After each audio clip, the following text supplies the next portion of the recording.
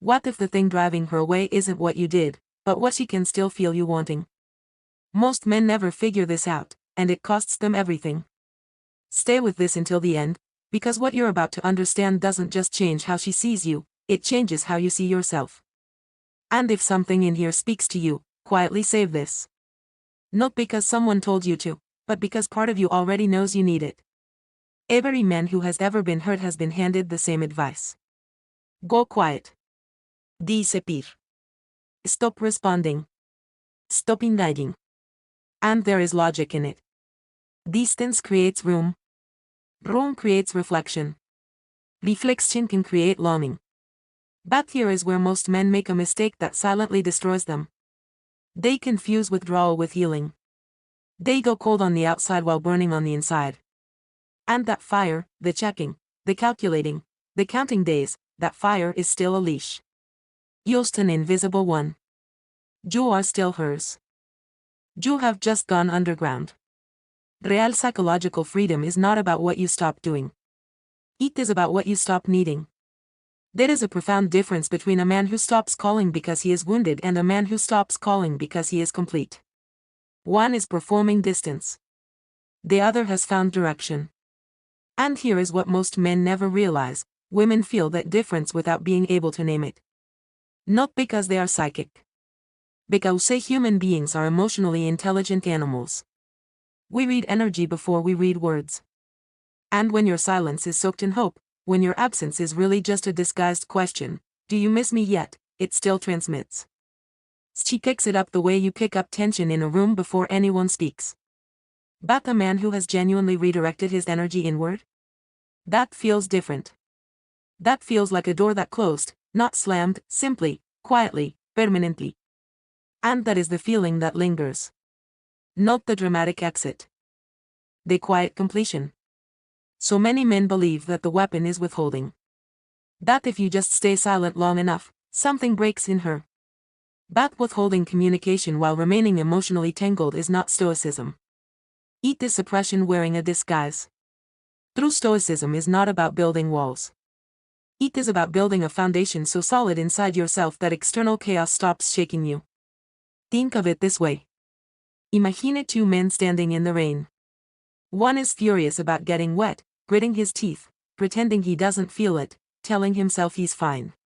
The other has simply accepted the rain is rain, adjusted his pace, and kept moving. Both are quiet. But only one of them is actually free. That is the difference between performed indifference and genuine peace. When a man reaches genuine peace, something subtle but seismic shifts in the emotional atmosphere between two people. There is no more invisible signal pulsing in her direction. No more energetic question mark hovering over every moment of his day. And women feel the absence of that signal even if they never check his profile, even if months pass, even if life has moved them into completely different chapters. What they feel is the absence of access. Not the absence of his voice, the absence of his emotional availability. And that is a completely different loss. When you were invested, even silently, she could sense the open window. She may not have climbed through it. She may have ignored it entirely. But she knew it was there. That knowledge is a quiet kind of power she held without even trying. The moment that window disappears, not broken, not boarded up dramatically, just began, she encounters a feeling she did not anticipate. The realization that she is no longer the reference point of your emotional world. And that realization is heavy. Heavier than 1,000 unanswered texts. Because silence says I am hurting. Emotional independence says I have moved on. And those two messages land in completely different places inside a person. Here is the psychology beneath this. Human beings are wired for relevance. We notice when something that once orbited us stops orbiting. Not because we are cruel, but because influence is something the nervous system tracks unconsciously. When someone who once needed your validation begins operating with quiet confidence, not bitterness, not performance, just steady forward motion, it triggers a very specific internal question. What changed in him? That question is not manipulation. It is a natural consequence of genuine transformation. When you become your own emotional anchor, you stop doing the things that quietly leak desperation. You stop engineering your social media to send a message. You stop rehearsing what you would say if she called. You stop measuring your progress against her silence.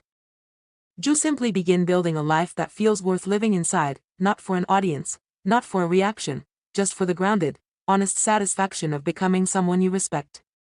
And here is what that process does to the obsessive loop inside your mind. It dismantles it piece by piece. Because you cannot simultaneously be building something real and obsessing over someone else's emotional timeline. Growth demands attention. And when you give your attention to growth, there is simply less left over for suffering. Many men still practicing the strategy version of no contact, the tactical version, the version with a scoreboard, they are still asking the wrong question.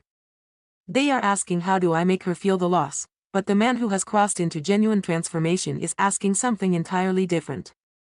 A is asking, what kind of man do I want to be when this is over? That question is the turning point. Because everything that follows it stops being about her reaction and starts being about his character. And character, built quietly in the private moments no one sees, is the most magnetic force a man can develop. Not mystery. Not una bailability. Character. The kind that shows up in how he handles disappointment, how he speaks about people who hurt him, how he carries himself when there is nothing to prove. Women do not fall for silence. They are drawn to steadiness. And the difference between those two things is enormous. Silence is something you do. Steadiness is something you become. When you stop chasing understanding from someone who has chosen confusion, you reclaim a stunning amount of internal energy. Think about how much mental space goes into replaying conversations. Rewarding what you should have said. Imagining her reading your messages and what she felt. Wondering whether your last interaction made you look strong or desperate. All of that is a full-time job running silently in the background of your mind. And it is exhausting. It is quietly hollowing you out day after day. The moment you surrender the need to be correctly understood by her, not bitterly, not dramatically, just honestly, that mental real estate becomes yours again. And what you build on it determines everything about who you become on the other side of this. You rebuild your sleep. Your body stops holding tension it had normalized. Your conversations with friends become present instead of performance. Your work sharpens. Your sense of humor returns. Your instincts stop being clouded by the noise of constant emotional calculation. This is not a small thing. This is your nervous system returning to a state it had forgotten. And that internal shift creates something in your external presence that no strategy manual can manufacture. You stop scanning for her reaction. You stop monitoring who viewed your story. You stop crafting yourself for an audience of one. You start, perhaps for the first time in a long while, simply being, and being is the most disarming thing a man can do. Because a man who simply is, who does not need to prove, perform, or persuade, is deeply unfamiliar to someone accustomed to having emotional leverage over him. She cannot locate the old access points. The guilt trip lands flat. The mixed signals produce no spiral. The silence on her end generates no desperate reach. And that unfamiliarity, that calm unavailability, is far more unsettling than any calculated quiet could ever be. Because tactics can be weighted at. Crowd cannot. You cannot fake genuine indifference. You cannot perform your way into it. It is only arrived at by actually doing the work, by waking up each morning and choosing yourself before you check anything, by building habits that have nothing to do with winning her back, by investing in people who show up with consistency rather than chemistry alone. Chemistry lights a room. Consistency builds a home. When you stop accepting chemistry as a substitute for consistency, your standards quietly reorganize your entire life. You begin noticing faster when something feels off. You trust your instincts before you talk yourself out of them. You stop extending grace that hasn't been earned by pattern, only by promise. And promises without pattern are just well-dressed noise. When a woman senses that you are no longer activated by intermittent warmth, no longer melted by the occasional softness between long stretches of confusion, something in the dynamic shifts irreversibly. She understands, even if she cannot say it directly, that she is no longer dealing with a man who will negotiate his own dignity for closeness. And dignity, quiet and unannounced, is the most powerful currency in any emotional exchange. Standards do not demand. They simply remain. And remaining is more powerful than any departure. Heat is what surprises most men who reach this place. The shift stops feeling like it is about her at all. The question changes from will she realize what she lost to what do I actually want my life to feel like, and that second question is the one worth living inside. Because it leads somewhere real.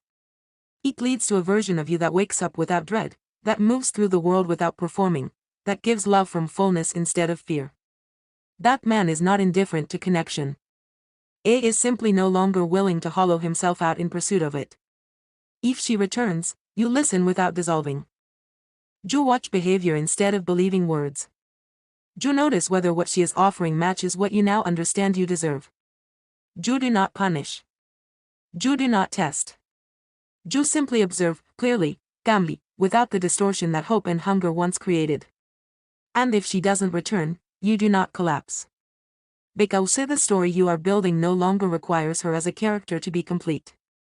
This is the part that men who never go through this process never understand from the outside. They think Stoicism is coldness dressed in philosophy. But it is the opposite. It is warmth, turned entirely inward until you are full enough to offer it outward without losing yourself in the offering. The man you are becoming through this process is not the man who made her pay. He is not the man who finally won. He is the man who stopped measuring himself against her verdict and started measuring himself against his own values. And that man, self-directed, emotionally sovereign, quietly formidable, is the one that no strategy could have built. Only the work builds him. Only the discomfort, the discipline, and the decision to keep choosing yourself even when it feels lonely, that is what forges him. So the real question was never how to make her feel your absence. The real question was always this: when did you stop feeling your own presence? Answer that. Build from that. And the silence will stop being something you perform, it will become something you simply no longer need.